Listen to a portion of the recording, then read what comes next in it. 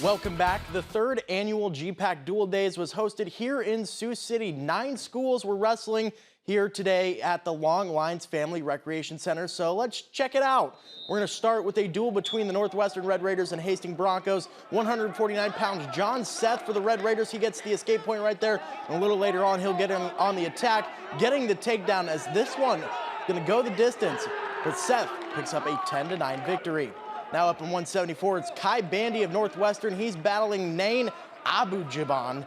Bandy, he gets the big reversal, and then 9 would go on to win in a major decision. Now we jump up to 197. It's Caleb Lind on the mat for the Red Raiders, and he's going to get a powerful takedown. That leads to that pin right there over Dallas Paxton. And the Northwestern Red Raiders, they win this duel 33-16.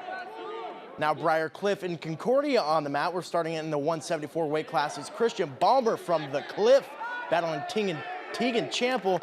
Tegan is down, but he gets a couple big points right there. Now we're headed to sudden victory, and Balmer picks up the winning points right here in an intense battle. And now we'll hop up into the heavyweights. This time for the Cliff, it's Alton Allen securing a couple points early in this match.